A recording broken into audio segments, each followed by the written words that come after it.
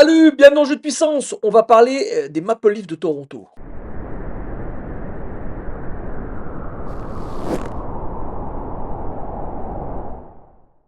Les Maple Leafs de Toronto, comme d'habitude, nous ont fait la saison dernière une saison comme les Maple Leafs de Toronto nous font.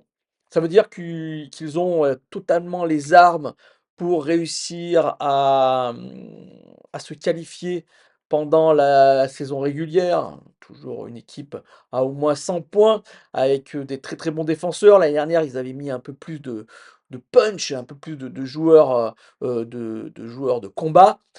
Et ils arrivent en play-off et que font-ils? Ils perdent. Ils perdent en play-off dès le premier tour d'ailleurs. Bon, il y a 2 ans de ça, ils avaient réussi, alors que ça faisait 19 ans que ce n'était pas arrivé, à passer au deuxième tour, mais la saison dernière, c'est redevenu, comme, à leur habitude et ils ont perdu au premier tour lors du septième match contre Boston. Et oui, ils aiment bien perdre aussi lors du septième match. Donc encore une fois, ça a été très difficile et là, ça a été, on voir pour l'entraîneur, hein, qui était là depuis quelque temps. Est-ce que, cette saison, ça va changer? C'est la vraie question qu'on se pose. Ne se pose même pas la question de savoir s'ils vont se qualifier, on se pose la question de savoir jusqu'où ils vont aller à partir des playoffs. Et on va regarder tout de suite ce qui a changé, pour cette équipe, des Maple Leafs de Toronto. En attaque, pas grand-chose, hein, du coup, hein. On a une attaque qu'on a l'habitude. S'ils ont perdu quand même Tyler Bertuzzi, un joueur, costaud, qui a marqué plus de 20 buts et peut-être qu'ils vont quand même retravailler un peu cette attaque. Tavares qui est un vétéran en perte de vitesse, ils vont peut-être le descendre sur ce troisième trio, remonter, Nylander. On verra peut-être une équipe, un peu transformée de ce point de vue-là, même si, ils ont pris l'habitude quand même dans cette équipe, de quand ça va pas trop bien, d'empiler, leurs stars, sur les 2 premiers trios. Voilà, peut-être qu'il vaut mieux, à mon avis, étaler tout ça pour que, plus de trios soient efficaces. En défense, on verra arriver, des joueurs importants et oui, là, il y a eu un peu de changement parce que la défense, la saison dernière a été un peu, moyenne, si ce n'est pas très bonne, le désavantage numérique a été un des pires désavantages numériques qu'on a vu depuis 10 ans, du côté des Maple Leafs de Toronto. Et donc, on a un peu retravaillé ça. On allait chercher un très très bon défenseur défensif qui est Kristanev. Il jouera sûrement avec Morgan Riley. Kristanev qui a été très bon avec les Stars de Dallas la saison dernière. Morgan Riley, à qui on donne énormément de rôles défensifs, est plutôt lui un joueur offensif, un défenseur offensif. Et donc, il pourra jouer du coup plus facilement son rôle de défenseur offensif.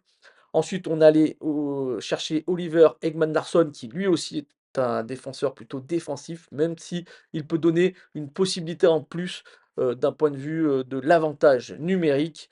Il jouera peut-être sur cette seconde ligne avec Jack McCabe, même si Simon Benoît et Jack McCabe étaient un duo qui était plutôt efficace la saison dernière du côté de cette défense.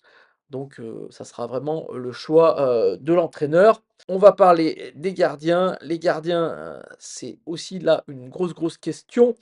Joseph Woll et Anthony Stolarz.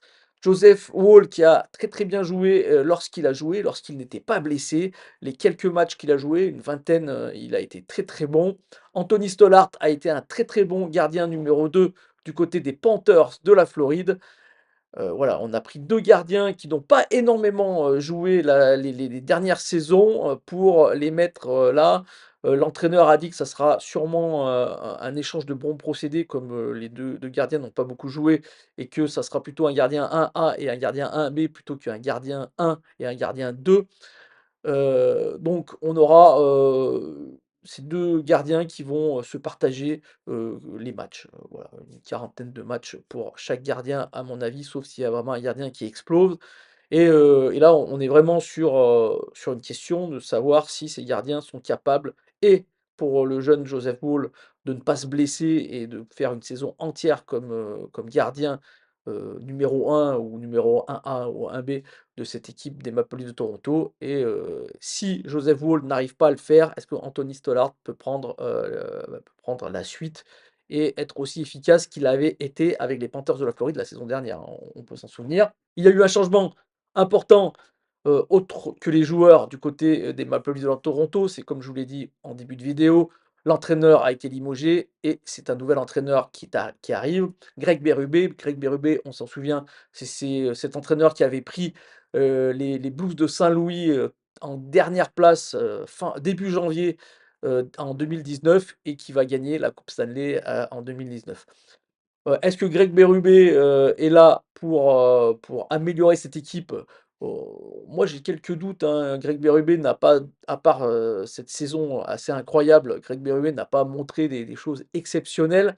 Mais je pense que s'il a été choisi, c'est vraiment avant tout parce que c'est un entraîneur qui, apporte un mental, qui apporte dans les vestiaires, vraiment, une autre philosophie, une philosophie de winner, on va dire.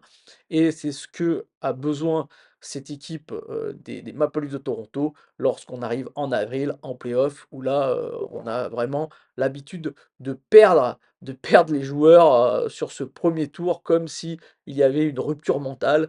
Et c'est vraiment, voilà, ce gros problème et Greg Berube est là pour ça. Mes prédictions mes prédictions pour l'équipe des Maple Leafs de Toronto, pour moi, il n'y a aucun doute qu'ils vont se qualifier pour les playoffs, qu'ils arriveront dans les 3 premiers de cette division atlantique. Ils l'ont prouvé, pendant, des nombreuses années. Depuis que Auston Matthews est là, Mitch Marner ou Nylander, cette équipe, est au-dessus dans cette division atlantique et ça ne va pas changer à mon avis. Maintenant, est-ce qu'ils peuvent aller plus loin, du côté des playoffs? Ça, c'est la vraie question. Moi, j'ai envie de vous dire oui, oui, cette équipe est capable d'aller plus loin et je veux dire, elle est même plutôt bien équilibrée, même peut-être s'il manque un peu de profondeur en attaque et encore, mais oui, elle peut réussir. Ensuite, la question, c'est est-ce que Greg Berube va réussir justement à avoir ce rôle de déclencheur mental qui permettrait à cette équipe d'aller plus loin en playoff? C'est la question, qu'on tout le monde se pose et c'est ce qu'on va voir, lors des playoffs.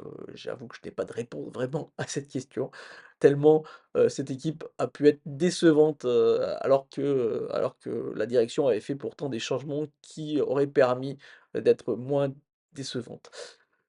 Pas de réponse à cette question, on verra, lorsqu'ils arriveront en playoff, mais ils arriveront en playoff. Voilà, j'espère que cette vidéo vous a plu. Si c'est le cas, n'hésitez pas à me faire un petit like, un petit commentaire ou à la partager.